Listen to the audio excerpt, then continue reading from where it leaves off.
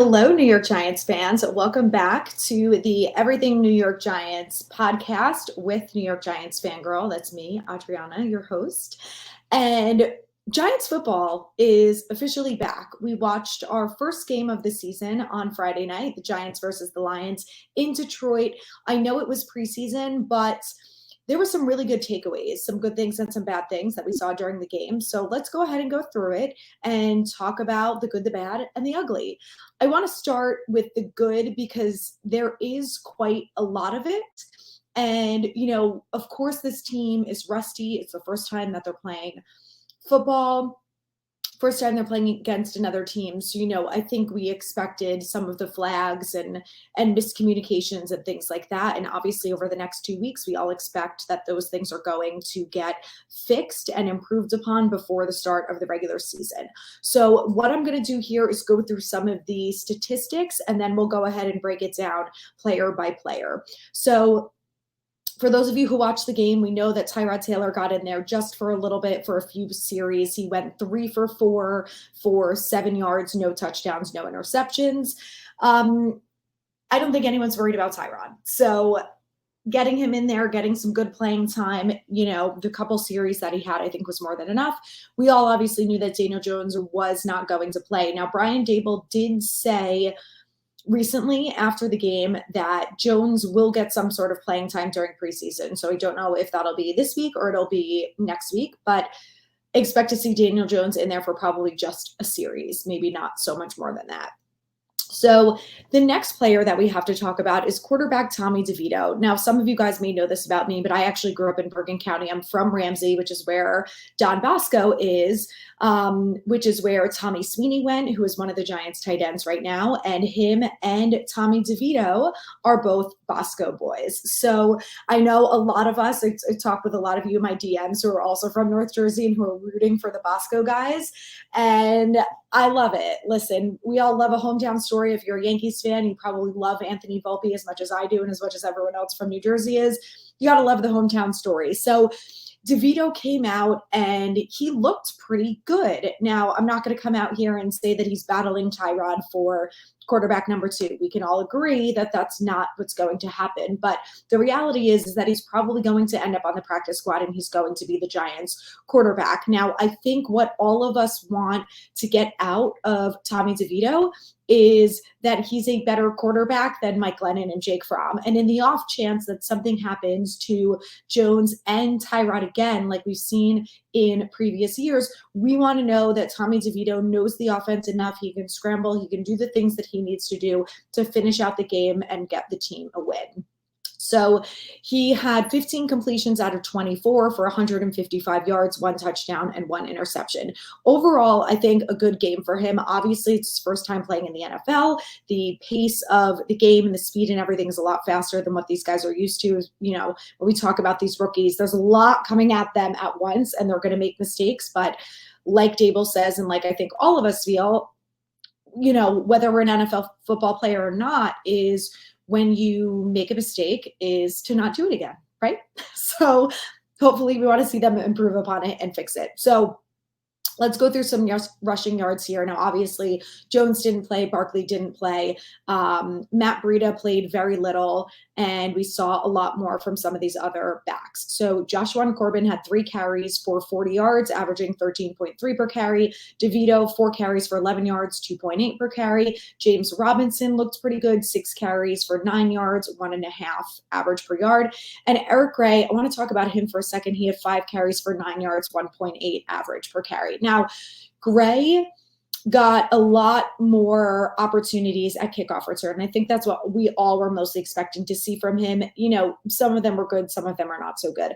But again, like I will say with all of these rookies is, obviously the good stuff is great. We want to see them expand upon that. And we want to see them, practice after practice and game after game, get rid of some of the not so great stuff. So, I think, I don't know how many of us as Giants fans I can speak for when I say things like, I don't need the kickoff or punt returner to return touchdowns every time. Would it be amazing? Yeah, but that's not the reality of the NFL. And, I think everyone who watched the whole game, we saw the way the Lions went ahead and returned that kickoff return. But I think we all know just that it's not the reality for most of the guys who are either kickoff or punt returners. So would I like to see Eric Gray do that? Of course. Do I expect that from him? Not at all. I want him to hold on to the ball and get a couple yards forward and maybe get us in better field position than we were in prior to the kick. So I mean, that's how I feel about the kickoff return, and just not get hurt. Like, as long as Adoree Jackson is not back there, I don't really care who it is. And if Eric Gray is going to continue to do it, good. Just hold on to the ball. That's all I really ask for. Tyrod had 2 carries for 7 yards, averaging 3.5.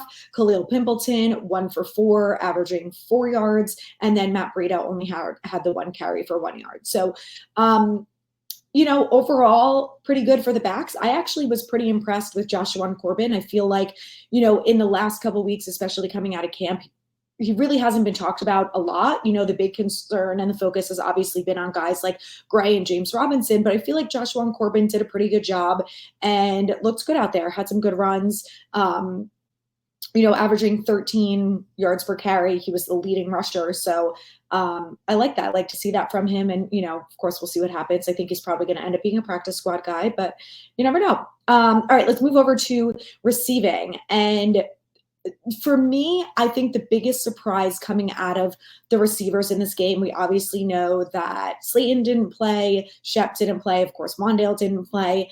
And some of those big-time receivers, Darren Waller, Paris Campbell, the guys that we expect to be big-time receivers when the season starts, obviously didn't play this week. So, I'm sure a lot of you are not going to be surprised when I tell you who the leading receiver is, especially if you've really been paying attention the last year or two over camp. That he is the camp superstar. I don't know what happens during the regular season, but when he's in camp, he is just one of the better players on the field. Now, this year it's been a little bit different because there's been a lot more competition at wide receiver, but David Sills had 2 receptions for 36 yards, averaging 18 yards per reception. And I mean, I'm surprised by that, but I guess maybe I shouldn't be that surprised because of how he does in camp. And listen, we all know that David Sills is not going to make this team. He's probably going to end up being a practice squad guy, if he really is impressive in these next couple games going against the rest of these receivers. But for me, the guy who was most surprising is Cole Beasley. And the reason I say that is because when he was signed by the Giants, I just felt like he was another practice body, and he was in there to compete, but like realistically, was he going to make the team with guys like Shep and Wan'Dale and Paris Campbell and Jalen Hyatt all being really good slot receivers? I'm just like, I just didn't think that Cole Beasley was really going to be in the competition. And I don't know, guys, I'm feeling differently now. He had 4 receptions for 33 yards, averaging 8 yards a carry. And not only that, he has looked really good in practice. And we all know he's a typical slot guy. He's good for those 4, 5, 6 yard slants. But he seems like he's got a really good connection with all of these quarterbacks so far. We know that him and Jones have looked pretty good at camp so far. But I just feel like he is really going to make a run at the slot position. And I know it's not going to be over someone like Jalen Hyatt. And if Wan'Dale's healthy and can play week 1, it's not going to be over him. But I just am like, I think it's going to come down to him and Shep.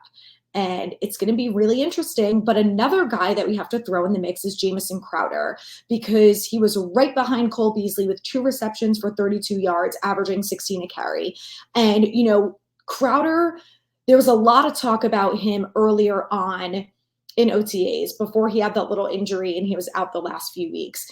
And, I saw him play in the game and just felt like he's another guy who looked really good. He has the special teams aspect that guys like Beasley and Shep and Wan'Dale don't really have. So he's going to have that as an edge over them. I really don't envy the coaching staff, because the slot position is really competitive. And there's a lot of guys, there's at least 3 or 4 of them who look really good.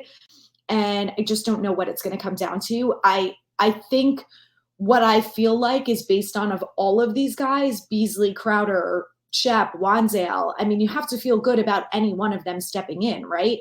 I know it's a preseason game, but the fact that they made great catches, I mean, some of Crowder's catches were really beautiful, and his runs, he's got good hands. I don't know. I feel really good about all of them, and will not. I mean, I think I would be disappointed if Shep doesn't make the team. We all love Sterling Shepard. How could you not?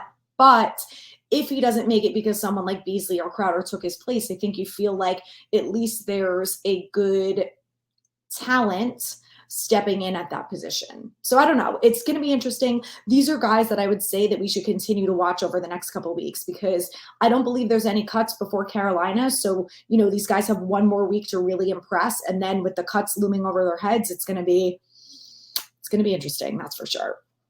Khalil Pimpleton had 2 receptions for 15 yards. Tommy Sweeney, 1 for 14. Isaiah Hodgins, 1 for 13. Now, I actually was kind of surprised that Hodgins even got in there, but he didn't get to play the whole season with the Giants last year because he came in November. So maybe that was their thinking, just to kind of put him out there and see how he does.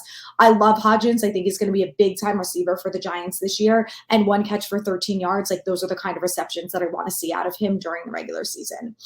Eric Gray, they used a little bit in the receiving game too. 2 catches for 10 yards. Ryan Jones, 1 for 10. Mickens, 1 for 6. Corbin, 1 for -3. And Hyatt, 1 for -4. Now, Hyatt didn't get as much playing time as I expected that he was going to. So keep an eye on him this week, because I think there's a possibility that we see more out of him this week. But Hyatt's a guy that I'm really not worried about at all. And I don't really think that most of us probably are at this point. So I'm excited to see more from Hyatt, and I think his snap level is going to slowly increase in the next few weeks. I think we all also knew that week 1, Jalen Hyatt was maybe not going to be a starter just because of the competition at wide receiver and the fact that he's a rookie. Could that change? Yes, we will see.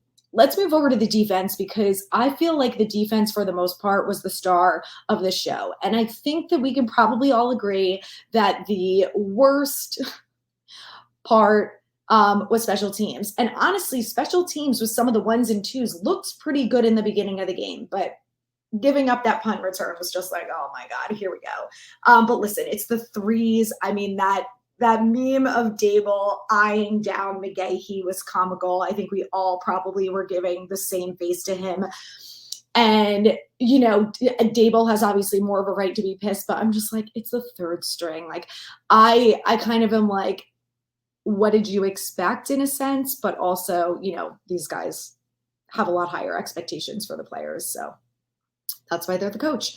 All right, continuing on the defense. Let's talk about Trey Hawkins, because my God, this guy, everyone who is a cornerback on this team should be concerned about him taking their position, because he came out of nowhere in camp. And I think, going into a preseason game, you're like, yeah, whatever, it's preseason. But you're also like, this guy's a 6th-round pick. Like, is he really going to show up in an actual game, regardless of the fact that it's preseason, versus what he's just done at camp and, seeing the same players over and over again?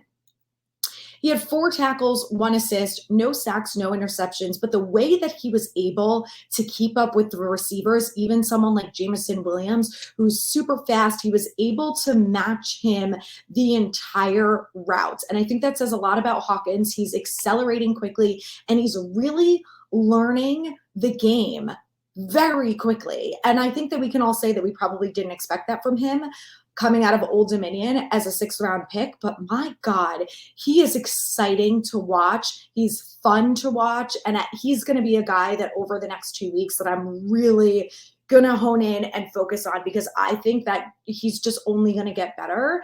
And I also think that, this is a reminder that our coaching staff is incredible.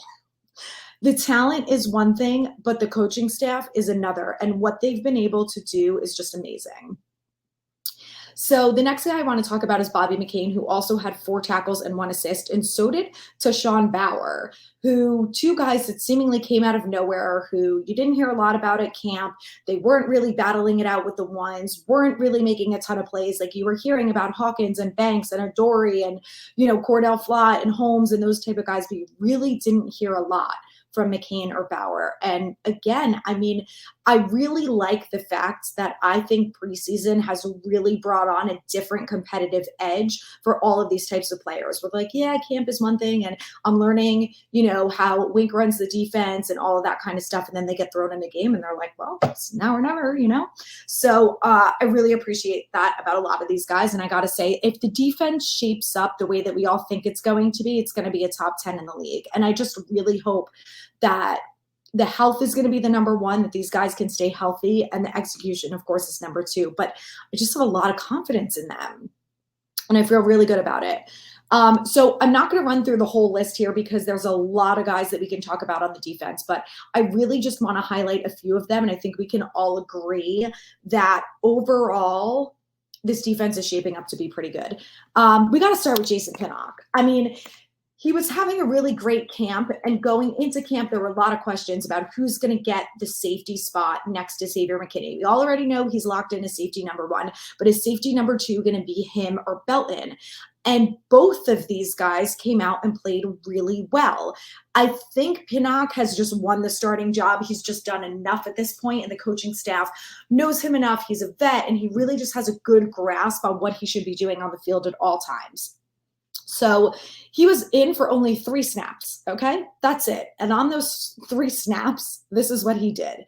He had an interception, he had a tackle for loss, and he matched the tight end, Sam Laporta, punched the football out of his hands to force a turnover.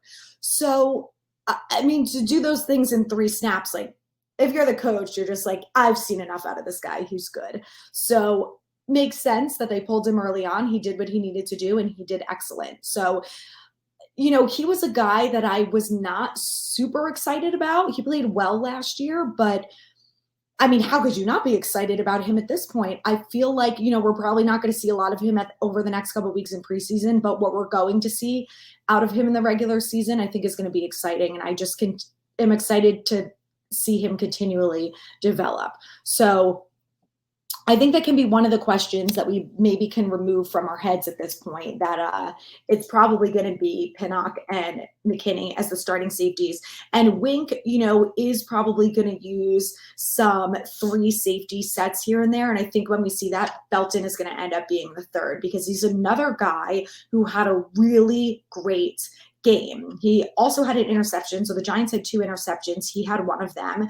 He had an interception last year as well. I want to see him continue to expand about that. He's got pretty good hands, and he has done a really good job of following the quarterback's reads and knowing what they're going to do. And I think, we haven't seen that a lot from some of the guys who played the safety position or the corner over the last 4 years. Adori's good at it too, but to see someone like Belton step in and be able to do that, and then to be able to grow upon that, is really exciting. I've loved Belton since day one. I'm sure you guys have heard me rave about him, and I was devastated when he got hurt. So I just feel like this year is going to be his comeback year, and we're going to see a lot of really good from him, and that excites me. Now, we have to go back to the rookies for a second, because we have to talk about Tay Banks. And I just always warn people, like, read everything that you see on Twitter or X or whatever the hell you want to call it. I'm going to call it Twitter. You saw a lot of things in the beginning of camp that Banks was struggling and, maybe having a hard time learning the defense or whatever it was, having a hard time keeping up with the receivers and whatever. He's a rookie, okay? Like, give him a day. Give him a little bit of time to figure it out. And I hope that everyone who watched the preseason game, if you haven't watched it, go back to it for a second or just watch some highlights or whatever. You're going to see that Banks has figured it out, and he's going to be fine, okay? In 22 snaps, he had 3 targets and 0 catches allowed. And I don't care if you say, oh, it's only preseason, blah, blah, blah. He stayed stride for stride with Jameson Williams, just like Trey Hawkins III did, and he showed great coverage so far. And again, this is the beginning, guys. He's a rookie. So he had a really great start. Now what we want to see him do is against the Panthers on Friday. We want to see him do it again. And can he take it up a level? These are the things that we're looking for. And I just feel like Banks he's going to be that guy. And maybe it's a little bit of wishful thinking, but I just think the fact that we've seen such drastic improvement in such a short amount of time, again, it goes back to the coaching staff, but I just think they've got it figured out, and it has to go to the front office too, because the fact that they are picking guys like Tay Banks, like Jervarius Owens, who we're going to talk about in a second, and Trey Hawkins III, who are just coming in here as rookies and making plays. I just like, what else could you ask for? So anyway, I feel really good about him. Let's talk about Jervarius Owens, who's another guy that had a couple pass deflections during camp. I believe that he had an interception or two. He's another guy who does a really good job of reading the quarterback well. And again, not an easy skill to have, and something that I think we're going to see him continue to do. So he's another guy that I expect to see a lot of on Friday night. I think we're going to see a lot of him and Belton. We're probably not going to see any Pinnock. We're going to see those two guys in the safety position. Obviously, no McKinney. So those are the guys that I would say really keep your eye on, because I'm expecting more from them. Someone else we can talk about is Alex Cook, who was an undrafted defensive back. He's another guy who looked competent playing out there. Is he going to be able to battle it out for a spot? I'm not so sure, but he's going to have the opportunity on Friday probably to get more snaps and see what he can do. Someone else I want to talk about is Tomon Fox, and he was an undrafted free agent last year. And he came in and made some big plays last year. And he's a guy that I just feel like is really going to expand upon that this year. And I know we have a lot of concerns with the edge position, right? We know we've got Kayvon, we know we got Azeez, who have the potential to be two of the best pass rushers in the NFL. But we all know that Azeez also is injury prone. And if Azeez goes down, I don't think anyone feels extremely confident about having someone like O'Shane Ximines or Jihad Ward rushing the passer, because they're just not, those aren't the skills that they are best at. And Ximines had one quarterback hit during the game on Friday. He looked like he was getting there. He was getting closer to getting pressure on the quarterback. I think that this is his fourth or maybe fifth year in at this point. I just am not sure. I don't think he's going to make this team. I think it's going to be someone like Tomon Fox, who comes in here and just continues to impress and eventually make his way up to that spot. And I would like to see him over Ximines for sure. I think we probably all agree on that fact. But he's a guy, he had two pressures during the game. One of those pressures led to Pinnock's interception. So the fact that he's getting to the quarterback, he's growing on what he did last year. He also did well in the run game. Again, the improvement is what we're continually looking for. So he wasn't one of those guys that I really focused on Friday night, but he is going to be a guy that I am going to focus on this week, because I really believe that he is going to have every opportunity to make this team. And, he did a good job last year, and he's only improving upon it this year. Duncan break. Not sponsored. I'd like it to be. All right. Another guy that we have to talk about is Baldonado. Again, this is okay. We need to talk about this for 1 second, because I think that the Gettleman versus Joe Shane debate has come to a conclusion. If it hasn't, all of the guys that I just named are pickups. They're either drafted by Joe Shane, undrafted free agents that the team signed, or Jason Pinnock was just a guy like Isaiah Hodgins that they just picked up off the side of the road and signed and came in here and made plays. So Dave Gettleman never did that. So that debate is done. I know you're going to say, well, Jones got a second contract, and Barkley got a second, and Dexter Lawrence. Okay, big whoop. Andrew Thomas. I mean, the guy had 32 draft picks. I mean, there's more bad to talk about than good. And when I talk about Joe Shane and I talk about him, I speak of him so highly because no one knew who Baldonado was. No one knew who Tomon Fox was a year ago. Alex Cook, like all of these undrafted free agents are just coming in and just saying, okay, well, give it a shot. Let's see what you got. And if the coaching staff is doing what they're doing and they continue to do that, someone like Tomon Fox could easily be our third edge rusher. Easily. So, Hottie's only on 1 year deal. If Hottie's out next year, which I know we all want Hottie to be a Giant forever, in the chance that he's not, you got to feel good about someone like Tomon Fox developing and being able to take over that spot. Anyway, Baldonado had 1 sack, 1 quarterback hit, a tackle for a loss, and a pass deflection. Now, he would have had another sack if he didn't get the roughing the passer call. So, obviously, something that he's going to work on. He's young. This was his first NFL game. He's going to figure it out.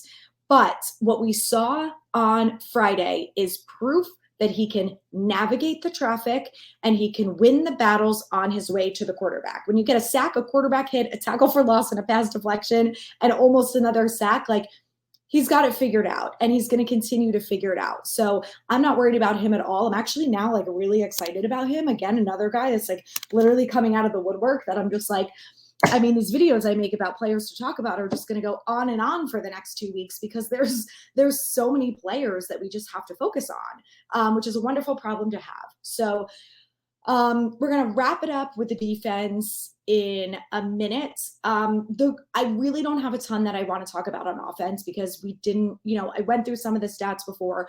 The wide receiver competition is ongoing. It's a battle that we're going to continue to see over the next 2 weeks.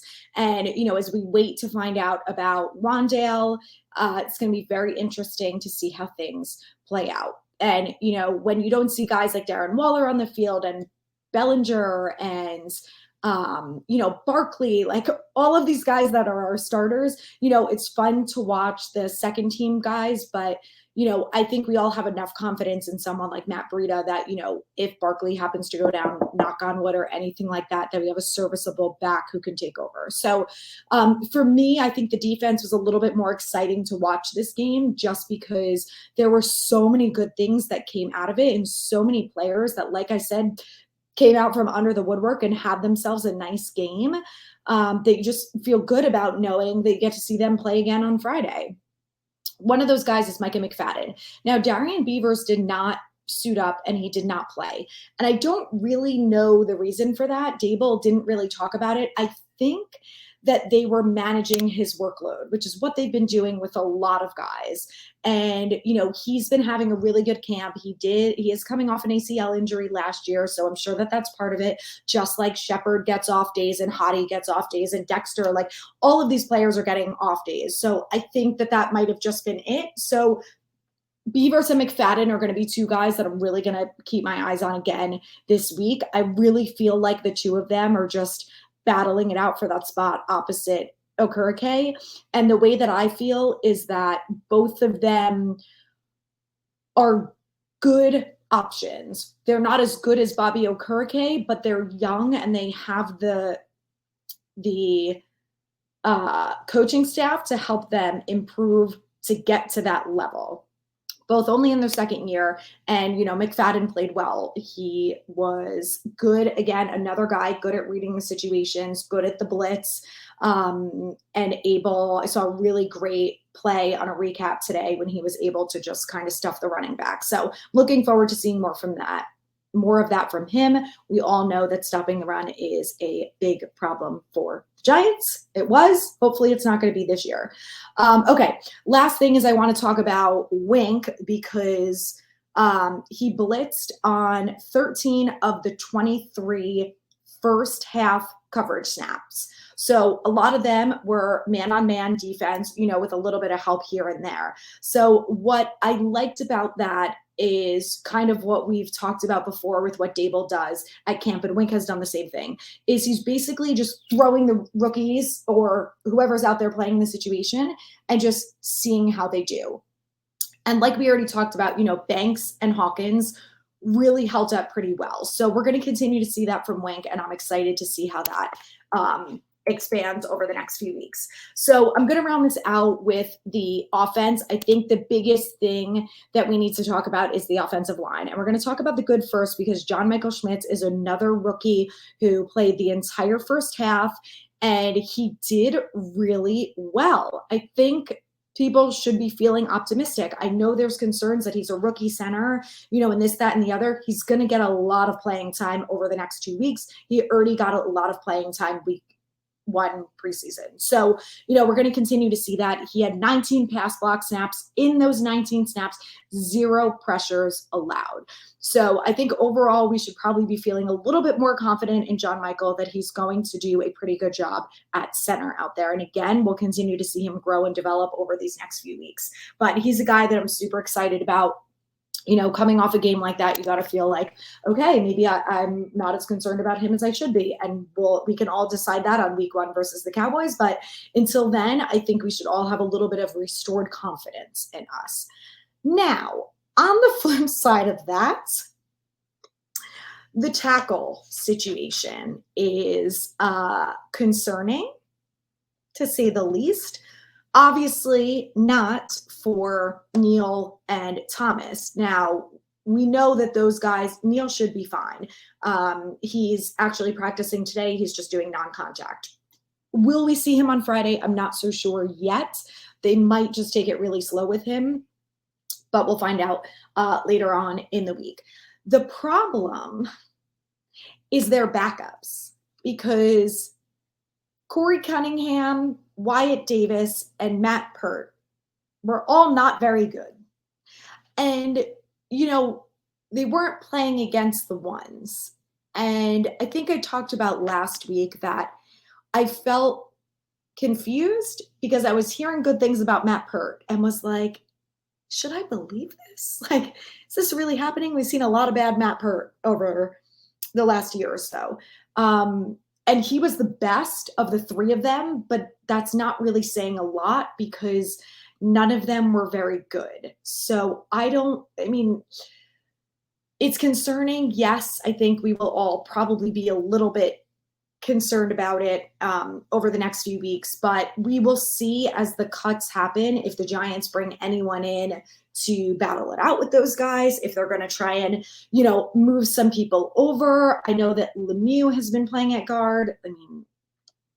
Do I want to see him in a tackle? Probably not. So I don't really know what the best answer is, but maybe we can all keep our fingers crossed that they're going to bring in someone who's gotten cut throughout the preseason, and we can get rid of Cunningham and Davis and bring in someone else who's maybe just a little bit better. So I will keep you posted if I hear anything like that, if they make any signings, especially in regards to the tackle position. So the last thing that we can talk about is the game on Friday. The preseason game is at home. It's at MetLife Friday night at 7 p.m. The Giants are taking on the Carolina Panthers. And like I said, we have the benefit of a lot of young talent looking good so far, and we want to see them expand on that. So there's a lot of guys that I'm going to be keeping my eyes on. A lot of the same guys that we saw last week, like someone like Jalen Hyatt. How much playing time is he going to get this week versus last week? Are we going to see more of him? So he's someone that I'm going to be keeping my eyes on. Obviously, John Michael Schmitz, we want to see him continue